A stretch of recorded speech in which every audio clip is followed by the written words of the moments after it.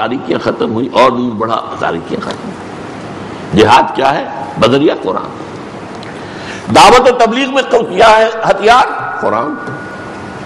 قرآن کے ذریعے ہی، قرآن میں حکمت ہے۔ ذالک مما اوحی الیک ربک من الحکمہ، قرآن سے حکمت سیکھو اور حکمت کی سطح پر دعوت و تبلیغ دو۔ قرآن سے واعظ حاصل کرو اور اس واعظ کے ذریعے سے دعوت و تبلیغ دو۔ قرآن مجید سے سمجھو کہ مشرکین کے خلاف کیسے مناظرہ ہوا، منافقین کے خلاف کیسے ہوا، اہل کتاب کے خلاف کیسے ہوا، قرآن میں ہے۔ اس کے حوالے سے کیا ہے؟ یہ گویا کہ دونوں تینوں لیولز کے اوپر ہتھیار کیا ہے؟ قرآن۔ اسی لیے سورہ الفرقان میں فرمایا گیا فَلَا تُطِعِ الْكَافِرِينَ وَجَاهِدْهُمْ بِهِ جِهَادًا كَبِيرًا۔ اے نبی آپ ان کافروں اور مشرکوں کی بات پر نہ جائیے اور جہاد کرتے رہیے ان کے خلاف، جہادًا كَبِيرًا، اس قرآن کے ذریعے سے بہت بڑا جہاد۔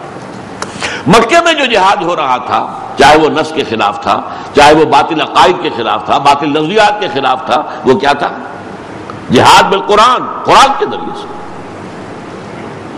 اور ایک بات اور نوٹ کر لیجئے، پہلی سطح کے جہاد کے لیے بھی کسی جماعت یا کسی اجتماعیت کی ضرورت نہیں ہے، وہ تو آپ کو اپنے ہی اندر سے جو ہے جنگ کرنی ہے۔ میں آپ کے نفس کے خلاف نہیں جہاد کر سکتا، آپ میرے نفس کے خلاف نہیں کر سکتے۔ البتہ یہ ہے کہ اگر ایک جماعت ہو، اس سے سہولت ہو جاتی ہے۔ آپ بھی اس کشمکش میں لگے ہوئے، میں بھی لگا ہوا ہوں، تو میں دیکھوں گا ارے بھائی یہ میرا بھائی جو ہے یہ تو آگے نکل گیا، تو میں بھی کروں۔ اس نے اتنی بڑی بات کر لی، 30,000 روپے تنخواہ لے رہا تھا بینک میں، اس کو چھوڑ کر آ کر اب یہ 10,000 پر کام کر رہا ہے، میں بھی کر سکتا ہوں۔ اللہ کرے مجھے بھی اللہ کو ہمت دے دے۔ دوسرے مرحلے پر دعوت و تبلیغ کے لیے یہاں بھی جماعت لازم نہیں ہے، ادارے ہوں، جیسے ہماری انجمن خدام القرآن ہے، قرآن مجید کی تبلیغ اور اشاعت کے لیے، اور انجمنیں بنتی۔ IRF آج ہے اسلامک ریسرچ فاؤنڈیشن، IRF جو ہے یہ بہت بڑا ادارہ بن گیا۔ وہ ادارے، انسٹیٹیوٹس یہ کافی ہیں۔ تیسرے مرحلے پر آ کر اب جہاد بالقرآن کے بعد جہاد بالسیف، جہاد بالید، طاقت کے ساتھ، تلوار کے ساتھ۔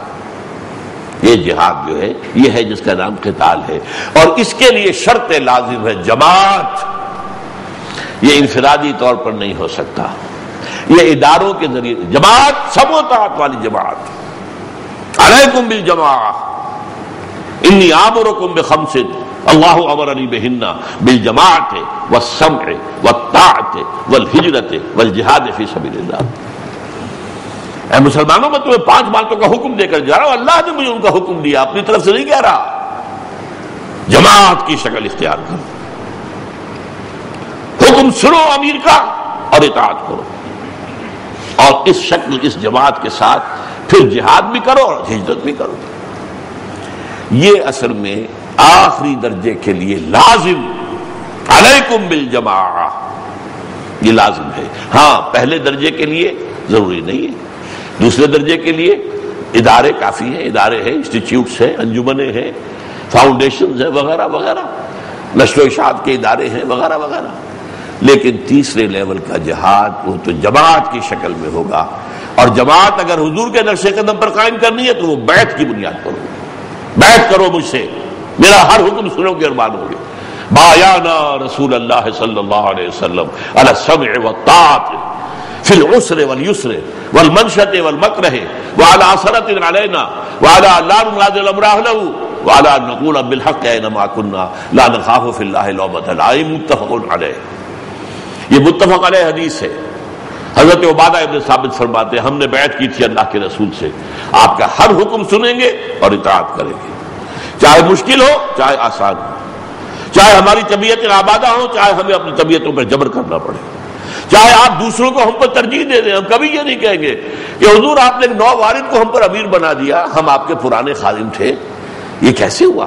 نہیں، آپ کا پریروگیٹو ہوگا یہ، جس کو چاہیں بنائیں، اور جس کو آپ امیر بنائیں گے اس کا بھی حکم مانیں گے، اس کی اطاعت کریں گے۔ یہ تو جماعت کا نظم ہوتا ہے، برانچنگ ہوتی ہے، ایک ٹوٹل امیر ہے، پھر کوئی ایک صوبائی امیر ہے، ایک ضلعی امیر ہے، وغیرہ وغیرہ۔ تو اس کے تحت اس کی اطاعت ہوگی.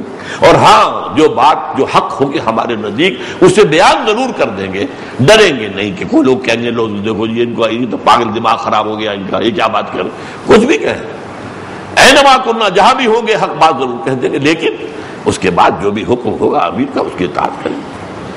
یہ ہے اس نقشے میں جو کمی رہ گئی تھی 6 منزلہ عمارت. اس 6 منزلہ عمارت میں آج ہم نے ایک سیڑھی کا اضافہ کیا, وہ جہاد ہے. اور ان 3 لیولز کے اوپر جہاد میں جو اصل ذریعہ ہے وہ قرآن ہے, اس کے ذریعے سے 2 لیولز کے اوپر جہاد, اور تیسرے پر آ کر جان ہتھیلی پر رکھ کر چاہے 2 طرفہ جنگ اور چاہے 1 طرفہ جنگ اپنی جان دینے کے لیے تیاری کرنی پڑی ہوگی. بارک اللہ لی و لکم فی القرآن العظیم ونفعنی و ایاکم بالآیات والذکر الحکیم.